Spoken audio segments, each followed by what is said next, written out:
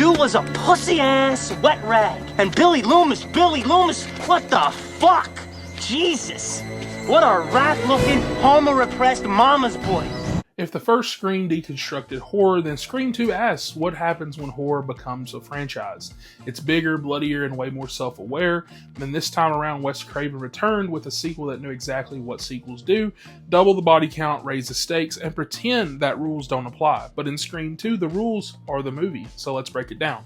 This time around, we open in a movie theater, not just any movie theater. This one's packed with fans in Ghostface masks, celebrating the premiere of Stab, the in-universe movie based on the first Scream murders. It's meta-stacked on meta-stacked. It's a horror film about people watching a horror film based on a horror film. Jada Pinkett Smith and Omar Epps play a young couple going to see it. At first, it's kind of funny. Audience screaming, popcorn flying, fake knives everywhere. But then that's when the real knife shows up. Ghostface kills them in front of everyone, or at least kills Jada Pinkett in front of everybody. And no one notices it because it looks like it's part of the show. Her death on the stage, surrounded by cheering fans saying everything about what Scream 2 is about, because horror has now become entertainment.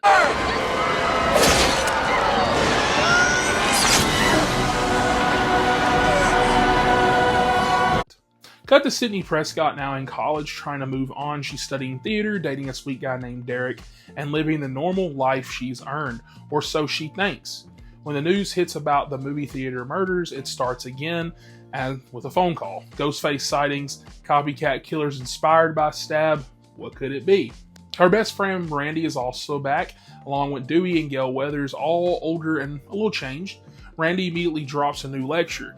There are rules to a sequel. Rule number 1, the body count is always bigger. Rule 2, the death scenes are much more elaborate, more blood, more gore. And rule number 3, never ever assume that the killer is going to be dead. The film turns its own success into its next target. Every character knows the danger, and still they walk right into it. In Scream 2, Woodsboro's trauma becomes its entertainment. Gail Weathers is now famous because her book has turned into the Stab franchise, and she's thriving on the chaos she helped create. Dewey returns limping, scarred but loyal, and their dynamic is flirty and a little awkward, and it becomes one of the film's warmest threads that you can pretty much hang on to for the next few films. They argue, they flirt, and almost die. It's kind of perfect.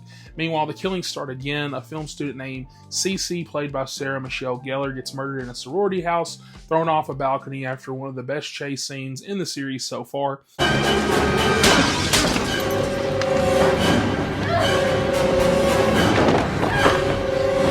And Wes Craven films it like it's a dance. You got Ghostface gliding through the shadows, her running through some chaos and stuff like that in the house, her throwing like the crazy stuff at him. And it's very slick and thematic and ends up being very brutal. Everyone's a suspect again this time around. Sidney's boyfriend Derek is kind of too perfect, and pretty much at this point everybody's first suspect, much like because Billy was the killer in the first one. Her roommate Hallie acts suspicious. Even Gail's new cameraman looks a little shady sometimes. Billy Loomis's ghost is still kind of lingering here because, like I said, every romantic moment feels like a setup. Sidney's trauma has made her smarter, but it's also made her a little bit paranoid, not trusting Derek. And in true Scream fashion, there's a perfect fake-out scene because Ghostface attacks in the sound booth during a press chase sequence using glass, mirrors, and silence like weapons, and Craven turns set design into tension, and it's gorgeous and terrifying filmmaking that he fully pays off on in Scream 3. Halfway through the film, the movie drops one of its biggest shocks. Randy Meeks, the franchise's meta-conscience, gets killed. It's a little insane. It's a little sad. Pulled into Gail's news van mid-call, stabbed while still talking horror logic. It's devastating and kind of symbolic because the guy who knew the rules still couldn't survive them. Now, no one feels safe. After Randy's death, things start to spiral. Dewey gets stabbed again. Gail barely escapes, and Sidney realizes that this isn't a copycat anymore, it's personal. Everything builds a Sidney's theater department, a literal stage for the final act. She's rehearsing a Greek tragedy in class, surrounded by masked actors. When Ghostface appears among them, the blending of performance and murder is very pure Wes Craven. Horror as theater, trauma as performance. When the final chase begins, it's cinematic chaos. You got some catwalks, some props, some lighting. Ghostface emerging from the curtains like an actual ghost of pop culture itself. Sidney and Hallie try to escape through the killer's car at one point towards the end of the film, and it's one of the best tension sequences in the franchise. They crawl over Ghostface's unconscious body, silently trying not to wake him. It's very edge-of-your-seat brilliance because, of course, he does wake up, and Hallie ends up dying as Sidney runs because she tries to go back to see who's under the mask. And the reveal is kind of crazy this time around. The climax reveals not one, but two killers once again. But this time the twist hits a little bit harder because at first you see that's Mickey, a film studio obsessed with fame. He wants to blame the movies themselves, to go to trial and claim the media made him do it. And it's kind of satire and reality all at once. But killer number two is a little crazy because it's Mrs. Loomis, Billy's mother, seeking revenge for her son's death. It's personal, it's cynical, violence giving birth to more violence.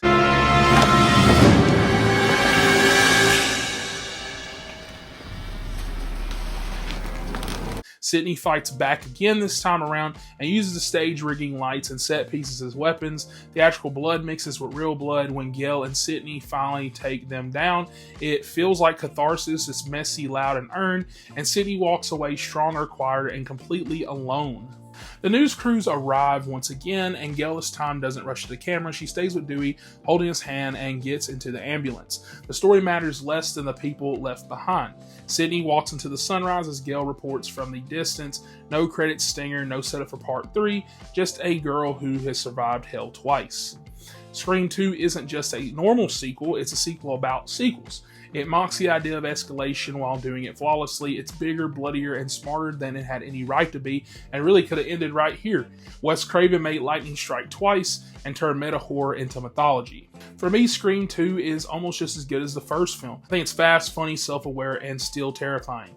It's the rare follow-up that expands the theory and commentary on such the franchise. It's the perfect second chapter in these films. Now with that is Scream 2. Drop your favorite kill or reveal in the comments below and stay tuned next time because we're headed to Hollywood where the rules of the trilogy get rewritten.